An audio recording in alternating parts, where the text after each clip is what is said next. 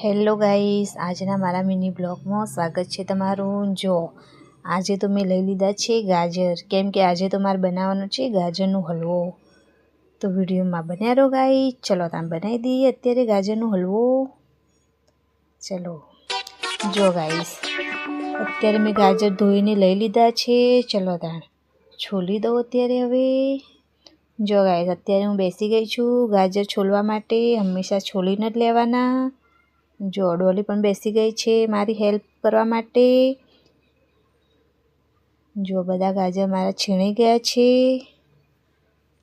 ચલો તાણ હવે કઢાઈ મૂકી દીધી છે ગેસ ઉપર। તો વિડીયોમાં બન્યા રહો ગાઈસ। ચલો તાણ બનાવી દઈએ ગાજરનો હલવો। જો ગાઈસ, ઘી લઈ લીધું છે મેં। ગાજરનો હલવો ઘીમાં જ બનાવવાનો તો બહુ મસ્ત લાગે છે। ચલો તાણ ગાઈસ બનાવી દઈએ। ઘી મારું ફાઇનલી ગરમ થઈ ગયું છે। ચલો તાણ ગાજર અંદર એડ કરી દઉં।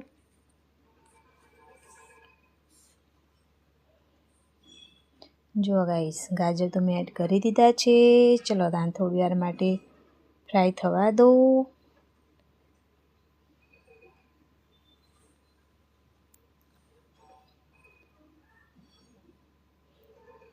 ચલો તાણ મિક્સ કરી દઉં બધા ગાજરને। જો ગાઈસ, ઇલાયચી પાવડર લઈ લીધો છે। ચલો અંદર નાખીને મિક્સ કરી દઉં। ઇલાયચી પાવડરથી બહુ મસ્ત સ્વાદ આવે છે હલવાનો। ચલો તાણ મિક્સ કરી દઉં।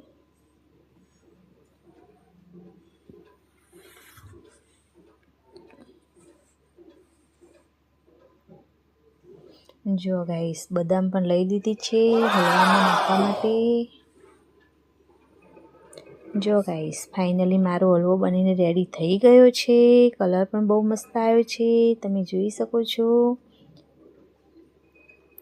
જો ગાઈસ, બદામ મેં લઈ લીધી છે। ચલો અંદર નાખીને મિક્સ કરી દઉં હલવામાં।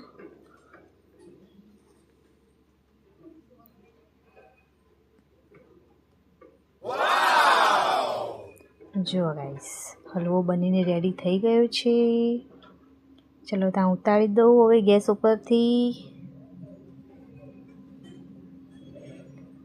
જો ગાઈસ, ફાઇનલી મારો હલવો બનીને રેડી થઈ ગયો છે, તમે જોઈ શકો છો। બહુ મસ્ત કલર આવ્યો છે, જોઈને જ મોઢામાં પાણી આવી જાય એવું લાગે છે। જો ગાઈસ, ખાવા માટે રેડી થઈ ગયો છે।